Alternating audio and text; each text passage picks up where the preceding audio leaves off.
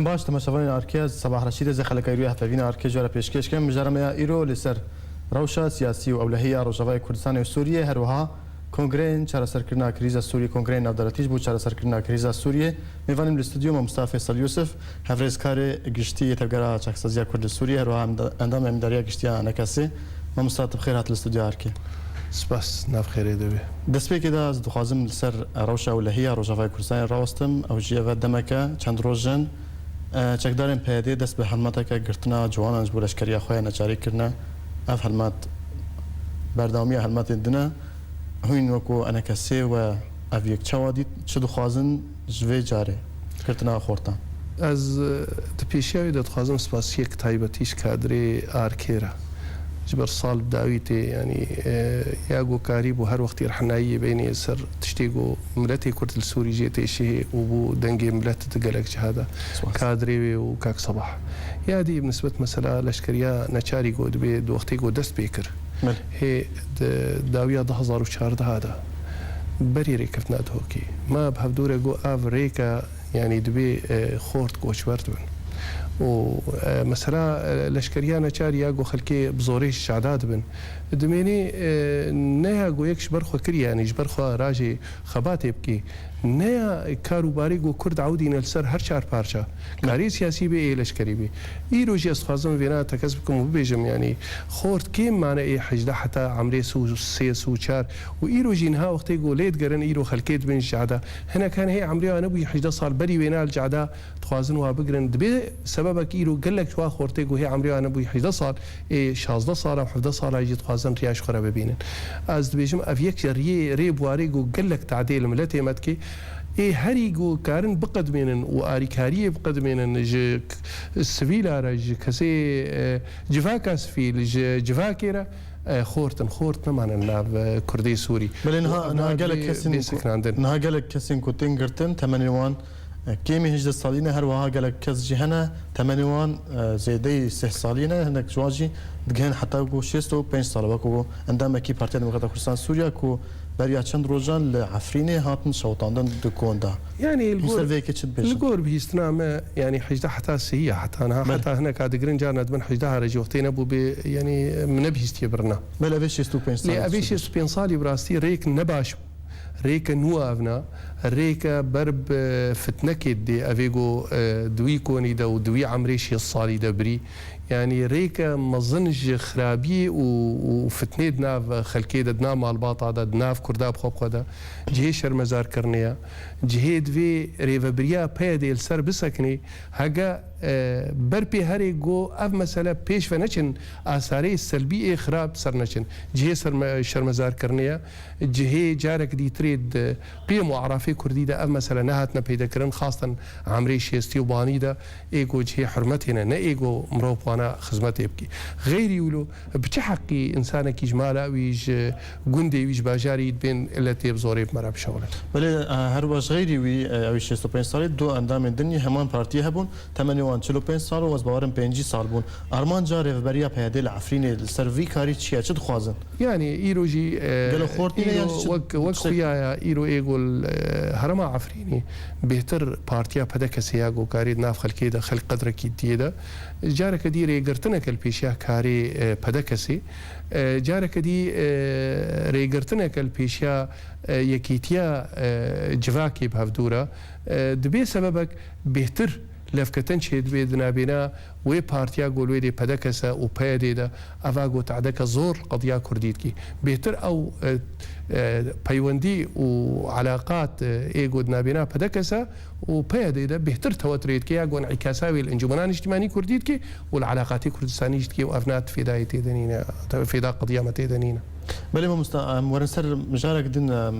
قال قرتي وي سياسي زندان بهدي دنس باورم ايرو 4 قرتي دن هات سربس بردان برپرسکی تفدمی آلدار خلید ویژم داخواز جان کسید کن کو وگران روجاوای کردستان چه گریدانک نابرا و هر دو چطور هیا؟ انجمنان اجتماعی کردی تروجاج کردستان سوری در نکت یا قياداتي وي چالکواني وي كوادري وي وبشي هري سرك يعني بشك شوانا ايرو ايجو زنزاني بيدا دنا محمد اسماعيل وهفالي خوا عبد الله قدو هفالي خوا قال لك ايجو العفريني وان هاما بحث كر ايدي تري وتو وقتیجی ئەمژ کوردستانە سووری تبریا الجەمانینە ئەم دەرکەون هەر وەختی ئەم لێ درێنە تەولی گەلک تشت هەنا ئەم ژێتێشن لێ دەبێ ناوێرەژە ئالدار خەلیرە دەبێژم ئەم لە کوردستانی نەولوێ دێ ترۆژاژی ما بە هەفدورە ما وەک ئەنجومەن مەخواستیە ئەم کارێکیش قەدیا خۆرە بکەن هەر وا پیشتا خۆدایە کارەیەکی تیە و نەکردە ئیر وەختی ئالدار خەلیل دوێژێ ئەم دەبێژن ئالدار خەلیل خۆڤەگەری بتەنێ هێزە کوردی کیبی نکاری ینی بەلکی بزۆرێ یەک کاربێ دەستی خۆدەینێ سەر هەنێک تشت بەس ڕۆژیە پەیرە نەمەسەلا زۆر دەستا یا ڕۆکی و ددوایە مەسەلا سووری دە ئیرۆ سیاسینە ئەم بەشێکن ئیرۆ ینی حالامە ینی سیاسیە نەمەسەلەی لەشکرینە زۆر دەستایی یا گۆ ئیرۆز دەستی خۆدەین مەسەر دەرۆ دەهیب یا دو ساڵ هەر ترێ نینە شریکاتیا کورتاگەش بۆ مەسلەی کار و بارەی کوردی تێبێ دەبێ شریکاتیە کوردی تمام پریارێراوی ئالیک بخوازی لەسەر خۆ بدەی مەشاندن نسبەت مەسلەی کوردیتی و ماوێ کورد ئەبەدەن ئەونا هەگەز نەبێژ مستحیلە گەلکی زەحمەتە و نابێ ناچێ سەری بەێ بەرێز ئالدەرخەلیل هەروەها داخواست جوە دکە کو هین ji hevpêmaniya niştimaniya opozisyona Sûriye vekişin hûn vegerin şoreşa Rojava ku ew binav dike servêkê çi yani opozisyona ya niştimanî ya Sûrî dibêjê divê rejîm bê guherandin rejîmek demokratî bê divê etiraf destûrî milletê Kurd û hiqûqî bê divê tiştê ev siyasatê çewt û xelet heqê Kurda dibên helanîn divê semînar çê bin got heqê Kurdî divê bikar were divê tawîd bibe ser kesê mutederrîn Sûriya ya her kesî bê semînara çê dike ser Sûriya Federalî ma te xsar ji vê îtilafê nedîtiye îtilaf دریا وێرە تێکلیمەی ناودەولەتی هەبوونا ئەمە مافێ ملەتێمە یعنی ئەگەر ئالدار خەلیل غێری و لۆژە ئەتیلافی تشتێکی دیفێم کێمە فێمامەژی ئەوە حتان هاژی ئەم بینن تشتێکی مفیدە ینی هەبوونا ئەمە تێدا مەبەستاویش ڤ گوتنا چیە چ دخوازە تشتێک و ئالدار خەلیل دەبێژێ يعني مثلا ائتلافي ومعارضي يعني ام دبينن اب ائتلاف ايرو بيشتغرتناوي كسينا بدولتي حتى ايرو جي يعني كسكي قرارات دو بين شار لغو نكريه تبلي تشتيغو تشيبونا بيري يقول سوريا تشيبونا لي او يا بنجهد مني ياغو اوبوزيسيوناغو يا ائتلافي وتالي دستايا تفاوضي ياغو ايرو ام تيدن وك انجمنان اجتماعي كردي معترفه دوليا ايرو ام جناف دركفن ازن زارم بديلي ويتشنا ام فيناجي جارك دي الدار خليل برسن يعني دوساوي چیە وەختەی ئیرۆ چارەسەرکردن سووریا دە سیاسی تێخستن وەختەی تێ گۆڕ قراراتی UN تێن وەختەی تمام ئەم ژێڤەکشیان ئەمیل کودرێ بن ینی ناودە ئەم کارن گەلک تشتی خۆ تەڕحکن ئەم داو بکەن ئەم سەر ماساد وەلی بن لێ ئەم ژناو دەرکەون ئەمێ چ بکەن بەێ داخواست جوە دکە کوین ڕۆژاوای کوردستانی وەکو ئۆپۆزیسیۆن کار بکە ئاتیرافی بەرەبەریە بکە وەکو ئۆپۆزیسیۆنە كردي لو دري كار بك هين جبرت شويه كيناك على كل حال يعني ام الويدري وك اوبوزيسيون جريفا بريرا يعني ام وك خبات ام خباتا خبريت كن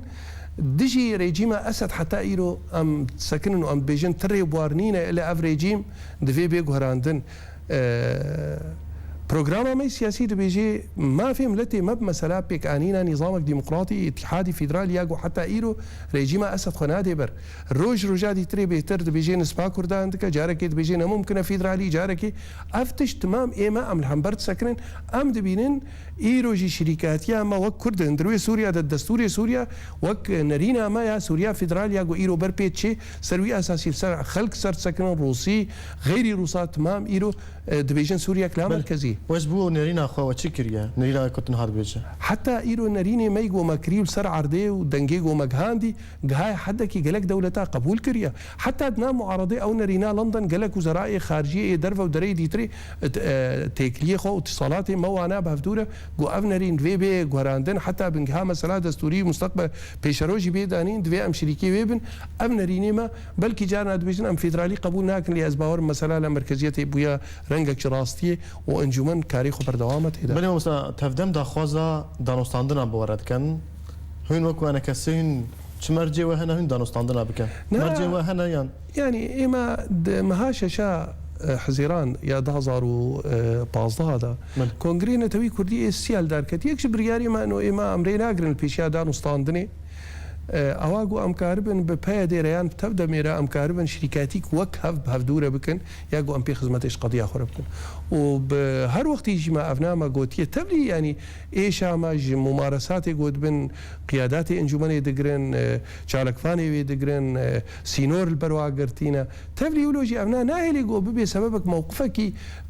قوتبریان بکەن لێ ترۆژاژی ئەوانە کردە بەلکی جارە ئەو لە ئاوا گۆن هات بێژن ئەم جارێک دیترێ لێ ئەم ڤەگەرن ئەم دبێژن ئەو ڤەگەرن باشە نەم ئەم لە قامشلۆنە ئەم لێرکێنە ئەم لە عامودێنە ئەم لە هەرچی کوردستانی کۆبانی لە عفرینی ئەم بێژن ئەو بەرە لە جواب بریاری خوا ڤەگەرن ئەو بریاری گۆ پشتا خۆدانایەکی تیامەوەکوانە کەسی چ جواد خوازم يعني ئێمە ئەم جوات خوازن هەنێک تشتێک گوت نامەوادە چی بوون تشتەکەیە بەلکی تێگوتن ئەن کەسێ تشتێکی واتنە ناف خەلکێدا و تشتێکی وانەمە ئەم دخوازن ئەم ببێژن خۆزی هەلبژارتن چێ بووبانە و دەرکەتماکی خۆدیە دژملەترا ملەتەیە کورد دەستخوازم ببێژم بە ئانینا جەنازەی سێ شەهیدەیە پێشمەرگێ ڕۆژ ینی تشتێ مەدیت وەک سەرهەلدانا 10,000 عالم دەردکەت پێشوازیاوا بکێ ئیرۆژی ئەنجومەنان نیشتیمانی کوردی بنگای کوی نەندکایە ینی ئەواگو ئیرۆ هەگەر دەبێژن وڵا ئەن کەسێ ینی تشتێکی وێنینە ئیرۆ خۆدیە ملەتی خۆی خۆدیە قەدیا خۆیان مستەفین وەکوانە کەسە ئامادەنەج هەلبژارتنە ڕاگەر بێکردن هەر وەختی مەخۆرەدا پاشیەک تشتێک و ما مەسەلا لێڤەگەرا چێ بووی مەگۆ دەوێ ئەو هەلبژارتن ئەم هەفتورە بکەن جێگو ئەم کاربن بەفتورە بکەن و ما ئەرێ کرد سەر ئەمێ بەفتورە جێن هەنە ئێگۆ ڕێجیم نها لێ نینە ئەمێ هەلبژارت ناکەن بەشتی چار ڕۆژاوە هەلبژارتن مەکردن ئەو هەلبژارتنێک و کردی ژبەر چونتیدا بەشدار نەبوو مەگوتم ئەمێ بەفتورە ئامادەکردنی ژوارە بکەن برەنگێکی گو ئەم شریک بن بەفتورە مەدیژ نشکێدە و دەست پێکردن دیارکردن گوتن ئەمێش عالی خۆتەنەی دەکردن فرسە نەدا بەێ مستە ئەف ئەخافتنێن ئالدار خەلیل چ گرێدان ئەوێ بە هەفدیتنا حمیمیم و هەیە یان ژین نا هەگەر تشتێک و ئیرۆ سیاسی چێت بن هەندروی سووریا دەرێ دۆرەی سووریا یا حمێمیم یا غەیری حمێمیم ڕاستی ببێ ئەوە گۆیەکی تیا مەوقفی کوردی چت حمێمیم دەیال جنێڤ یال جەنەدیتری ئەم بینن لێڤەگەرێک ڕاستە هەگەر سەروی ئاساس خۆت ڤەگەرن ئەنۆ حمێمیم یان ئەسەتانە یا گۆتێ گوتن یان جنێڤ ببین ڕێ بوار نینە چارە سەرکردنە قەدیا کوردی ئەم بینن تشتێکی باشە ئەو یەک لە خۆڤەگەری حمێمیم بلا ئەساس هات پشتی مەسەلەی حەلەبی ئەز باوەریا خۆشترە بێژم ینی حەلەب نەنیایە تا شۆڕەشێ وەک گۆهنەک دبێژن مەسەلە ڕێکەفتنێک نابێنا ترکا و ڕووسا ئیرانی و هەنێک کەسەی دیژی سەرێرەکەفتنێ ئەمە هەر ناوەرەك و جارێک دی تەماشەوان هێژان ناوەرەك و جارێک دی ئەمرۆڤەتگەرن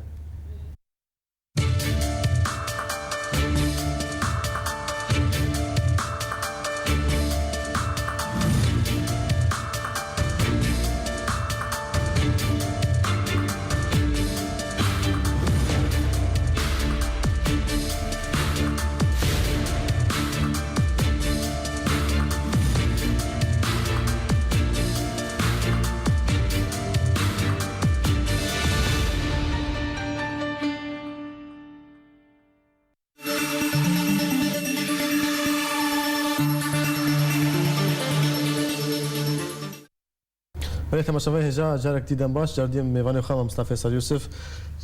هفرسکار گشتی تبگر چاک سازی کل سوریه ودگرم مصطفی جاردی تبخیر هاتم خوازن سر و رکفتنا ترکیه روسیا ایران راوستن او رکفتن و چه وادید يعني خالين في ركفتني ديارة يعني ترك كتن ركفتنا كي بروسارة بشتي مسألة طيارة أو بشتي مسألة تكلية أو أمريكانا أو تشتي قول تركيا ده تشيبو مسألة وك انقلابا جولان وإيدي تري بشركاتي كيد مسألة شرسكنا عندنا تندروي سوريا ده وكاربن بنجاه كي جارك دي تري تشيبكن جو خلكي بربي بدن بأري كرنكي وهرن جنيف از دبیجم و تشتکی باش به هنگام ترک و روس و ایرانی بواره کاربن ویشر سکنان او ام وک انجمنان اجتماعی کردی هر وقتی ما گویی ام چاره سرکرنا سیاسی رنج اوضاع دندروی سوریا و ما فهم لتیما اواگو ایرو هگر اوری کفتنا گو ایرو چید بدنا بنا هر سی دولت هذا از وینا دو يعني دوبارت كما از بيجم هكر يكيتيا موقفي كردينا بأميت إذا قال لك أمي خاسر بن تبلي إما وك انجمنان اجتماعي كردي هر يعني بري مال جنيفا عم بريد استايا بلندنا عم بريد ائتلاف هدنا وحتى ادفينادج مثلا روسيين كان تيكليج انجمني قد كان علاقاتي مع روساجي خرتن واز دبيجم افري كفتن وخرت بي وكاربن شرب ساكنين جو برا برشعب بقرن برجواندي خلكيه تمامي نا ريغرتن البيشيا ما في ملتي كردبي و نەدژیتیا مافێ ملەتێ کورد پشتگرتنا چێ گاواگ و بێ ئاوێتەوە چاوا دیتن خالي حتى هاج دسبيكي يعني يا سركيتي إذا دبيجي سوريا متعدد العراق ومسألة علماني فيك تشتي خالي نريني هري أساسي بالنسبة ملتي ما تعرفها سوريا وقت دولة ببيجي هر عراق تيدا وهر أديان وعلماني أفيك هري سركي الجمال سر آفاد بيقلك تشتر آفاد من ياقو هر وقت وقت انجمنان اجتماعي كردي شر سكن عندنا أمبيرنا أم دبيجن دبي حلك عسكري نبيت دهندروي سوريا دا بيك آنينا ريجيمك ديمقراطي ئارمان جامەژی ئەگەر وار هەرسێ دەوڵەتە لە هەفکردن گەلەوەی چارەسەرکردنا کریزە سووریە وێ بیکردن گەلەوە وێ کریزە سووری وەرە چارەسەرکردن نارینەتە تقدير عام يعني دميني يعني تطورات روجيتي او يعني دولتي بري بيشتغرتنا اوبوزيسيوني تكرتن هاجر سعوديه هاجر شخو ترك دناف ده هاجر هنا كسيدين هاجر امريكان وادارانو از بيجن بنكاك باش سر افاد بي معنا لفينا جي تشيبو بيشتي قرار دركت ايرو جواد بي جواتا استانا حاضرت كن قول بيشتي وي جواتك ناف دولتي جارك جواتا استانا بحثي كرهن وكوانا كسي إنه هاتنا بخواندن وين هرن أجر هين بخواندن هين نرينا أول سرتشيا أم إيش دسبيكي يعني أم كارن أباب كن سر برياري خوي جو أم بشار سر كرنك سياسي رنا وأم بريارات دو بين شهرنا لأمي وكي ديجي السر بسكرين شوا أمي كاربن في مسألة أستانا وغيري أستانا رشوا تعاملي بيربكن ليه مبدئيا أم بشار سر كرنا سياسي رنا الأوضاع دندروي سوريا ده وباراسنا ما في أفريقيا كفتناها أنجي أفجفاتها دبيجن كو أفجفات جدرفاي نتوين يقرتيا يعني أف بريارن كوش نتوين يقرتي هاتن نقرنجا كو ويجفين دا ورن وكو بنجه ورن كرن هنو كو أنا كسير في كيش شواد بينن يعني هر دبيجن يعني بريارات دو بينشار لغو نكرنا هر دبيجن أمي حاضرية بكنج بوشونا جنيف وجارك ديتري او مفاوضاتي قدي مستورا اشرافي سرتكي هر بري ويليا وقتي قو بري ويليا بري اولي فقرا جنيفايك او وتشتي بري حتى نهابوي بله اف كونغريها يعني اف جفيناها شباندورا شرح حلب السرهبو قوتن جيرنافي يعني مثلا حلبي اف دمك دريجه في چند هايف تشيبو قها يعني حدكي يعني دست بردانك ريجيم وحلا هف بندي ويره هجر ايراني هجر روسي اواقو كاريبون يعني مسألة لشكري هندروي حلبي ده ياقو هناك جروبي چكدار تيدا يعني اري نذكر سر مثلا خو قدكن جبهة النصرة يعني فتح الشام ونافليد بو مثلا حلبي اعتبار كرن ضربك في اوبوزيسيونات شكدارة يعني اف اتفاقات واف تشت مرحلة بيشتي ويد بو اواقو يلسر افاكن يعني جارك ديتري طبعا هي او كسي شكدار واي شونا ادلب اي شونا جهي ديتري اي المناطق درع الفرات اي جهي ديتري تمام يعني وافاب بيلسر قافابي جارك ديتري دانوستان سر بكن بله كانتون بيادي داخلينك درخست اذا قلت اف تشتكي باشا دبكو ام امادبن هين واف قلت داخلينيا واتشواديت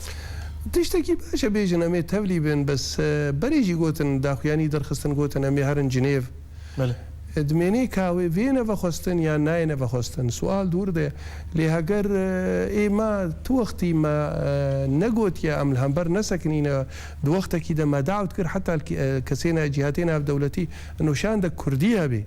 ما امجيره شغلينا وام خبتي ايروجي يعني وقتيغو باديان ريفبرياوينا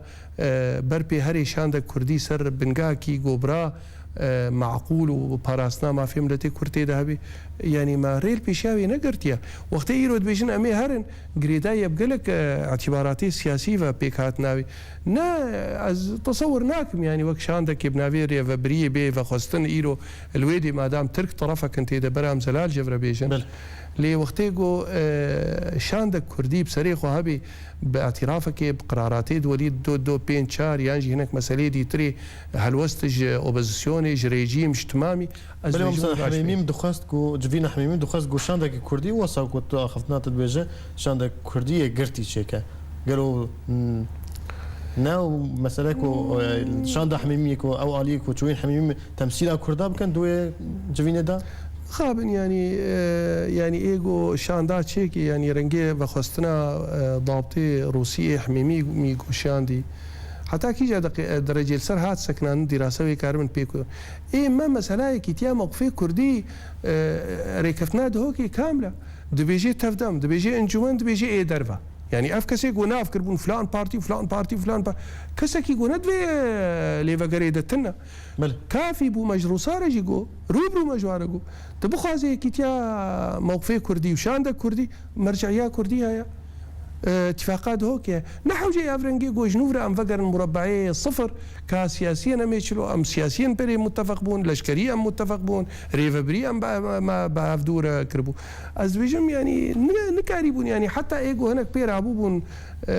بري ويناش بون حميميم او تفكرا هذا يعني وي تشتي بري وي كاربن رنجا كينو ابابكن بلكي واجي وقت لازم كدراسه نكربو جبير كرنجو بري بنقايا يعني مشكلانين يعني هاجر كفتنا ده كيف كارو ولا جفينا اسيتانا نا لا واسكرنا جنيفيا از باورناكم ايروج برغو روس وايراني داعم جري جيمرا وجروبي بوارا تركجي داعم بشك مظن رو بلكي بتركارجي سعودي سكنن حاجه برابر بي هري چاره سركرنك وي اريكاريه بجنيفرا بكي وي ندجي ويبي ايش برغو ند جنيفرا بي ري ند جنيفرا بي درباسبون هر وين كاربن تشتكي بكن بلدي مسؤول دا خاص كرياكو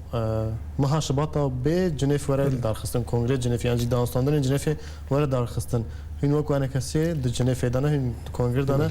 واتش حاضري هي وني تشبكن تشوتي خستن يعني اما بري نامك ما هاج دستايا تبايره نرينا لندن ام داوت كن وهرنا وي تشتي نسبه مساله كردي زلال مثلا ما في ملتي كرد اعتراف بيبي مثلا هويا عروبوي سر سوريا واسلامي ام دبيجن في بهلانين مثلا الياس طنا برياري تشتي بكرد وغيري كردافا نب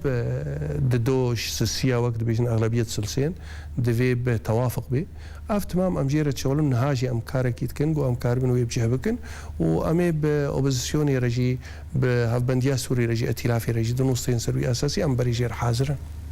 بلا جنيف ويت تشتكي بوغر روشا سوريا اف جوله يعني غريدايا فات تشتيغو ايرود بي واري كرنا فا هيزا تمامي للسروينا احتمالك بله ما مستان كنترول كرنا رژیم جحله برا نبا استانگل پیشیا جنیف یان جیو به ری خوشکر کو جنیف بداوی وره کنگره جنیف چارسر کرنا کریزا سوریه بداوی وره دان استانك خرت بيت تشتي نبرشعفجي يعني حتى هناك هي زي دار هنا او روسال اسطنبولي بهدور دانو دستاندن قالك دانو ستاندن هنا واداره امريكين وجيتي از بيجم بر بيت شي يعني الا في ريكش في مساله ربيديتن بريم مستاجر اخافتني كت داوي هبه والله اخافتنا داويا جو استخازم بيجم جارك دي دوباره سباسياوتكم يا دوا استخازم بيجم براي الدار خليل وقت فيد بيجي وگن روجاوا استخازم بيجي ام روجا از بيجمي ام روجافانا وتروجا ما خنا دا علي كي جدان وستاندني وحواري ودفي استيدا افاغو اساتانا وجنيف وتمام جارك دي ام في فرصي ونضانكن دبن مسألة هناك مسألة برجوانديت هايبتي ايه بارتي تيا طنق جالي ما انجومن تبروبلم الجمانينا ام تانو اسطانا كي بهفتوره بكن نسر اساسي وقت صورين وقت تشتيقو او تخازن ام خدي ملتي خنا نسبك هري مزن وام كارم بهفتوره ببراتي وبرياري وبري مستان ام كار ورين بله گلک سپاس با مصطفی فیصل یوسف هفرسکار گشتی تبگال چاکسازی کل سوریه روها اندام امیداری گشتی انا کسیت یرو میوان استجار که با گلک سپاس شو گلک كما شما هجام گشتن داویه خلک بخیر و حتی خلک دی بمید خیر و خوشیده هر شاد